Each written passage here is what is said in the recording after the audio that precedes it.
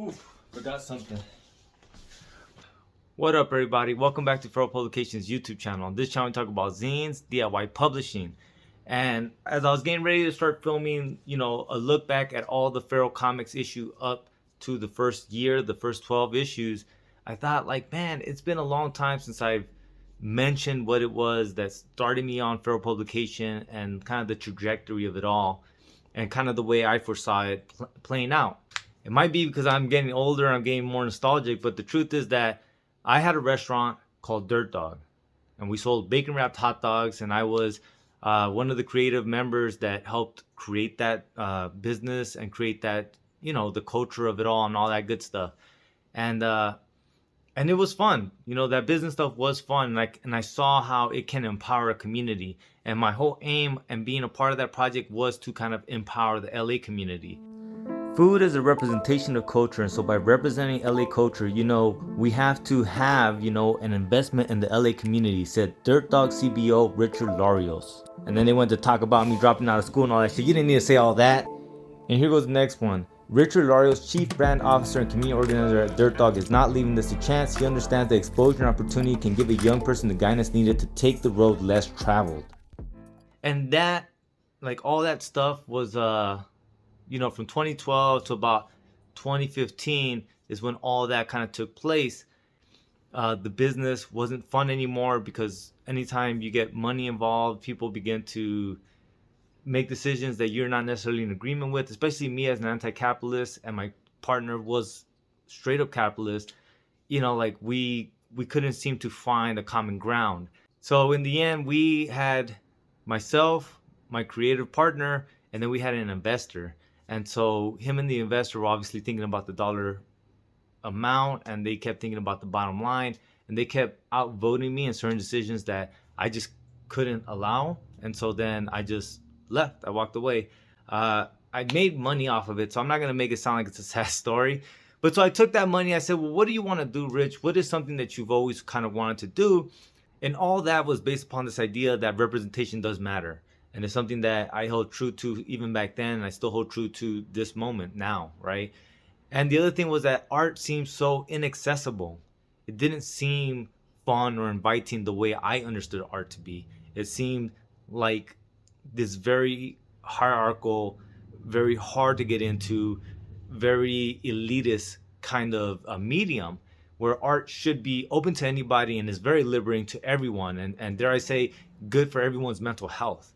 And I felt like if this is something that's good for everybody, why is it being hoarded by a few?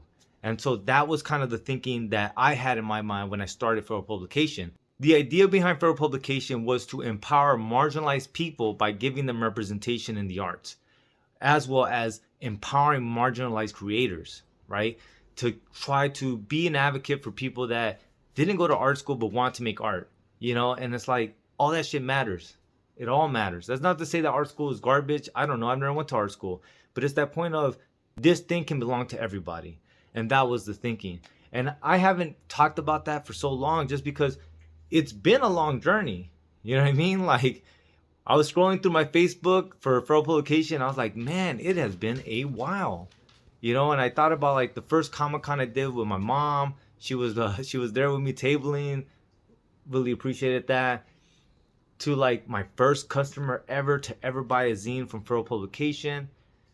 From that humble beginning to this point now, the growth of it all, which is probably something only known to me, but the growth of it all has been really consistent and strong. And there's a metric for that kind of stuff, but when I do the math, I can see the growth of it all. And things take time, man. And I know that the problem that a lot of people have is that they're impatient. And I saw this quote or this video about, changing your perspective on no. Most people have the wrong energy about no. They quit after so many no's. I can shift your energy about no in 2 seconds. So imagine if I told you right now, you are 24 no's away from having $1 billion company. Number one, how excited would you be to get your first no? How fast would you want to get your second no? So I'm here to tell you, there's only so many no's in between you and what you want. Right, but it's this idea that endurance matters in business, right? Even with Dirt Dog, it wasn't successful from the beginning, And I had team members that fell out. They thought it was over. They told me, Rich, this shit didn't work out, man. Like, we're done. Like, we might as well cut our losses. But I couldn't cut my losses, and I stayed and I kept working at it. And then it turned. It began to work, right? And then everyone came back, because the idea of it all was to empower people that just make art. And I have, I think, for the most part, succeeded in the vision and mission that I set out to do when I started Feral Publication. But it may have been the business mind in me that made me really kind of analyze what I was doing, how I was going to do it. I'm a big fan of Matt Groening. I fucking love Life is Hell and all that good stuff that he had as a comic strip. I'm a fan of Love and Rockets, fan of Fantagraphics.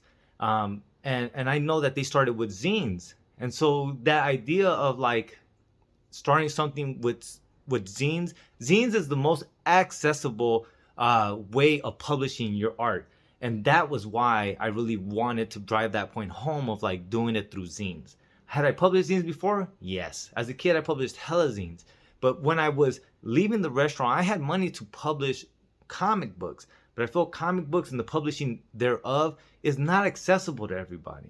Zines are definitely accessible to everybody, and that's what makes them so beautiful and powerful.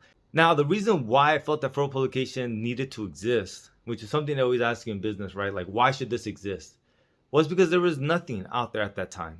I wanted comic books that had teeth, is how I used to say it, right? Something that really, it would say something. It would make you feel or think something, right? Even whether you were comfortable or not comfortable.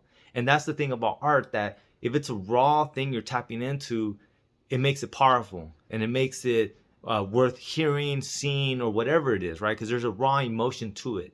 And that was why, because there's something like Fantagraphics, which I absolutely love Fantagraphics. But if you ever read their website, the way they talk about the artists they'll publish and things like that sounds hella elitist, right? And then when you think of something on the flip side of like Marvel and things like that shit is super generic and watered down, right? Like that shit has no teeth, no substance. So that was the conundrum that I saw in the comic industry at the time. And that's why I said, you know what? Feral Publication does deserve to exist for these reasons. One, to make art more accessible to everybody. Two, to empower marginalized communities by representation, and to empower marginalized creators to let them know that their art does matter and it does have a home, and that home is here with Feral Publication. And it has been working, man. And like, it's one of those things, like every time I sit back and think about it, I'm like, holy shit, I cannot believe that it went from here to there, and it's continuously growing. This video is basically me explaining to the community the Feral Publication origin story. But all right, you guys, lights.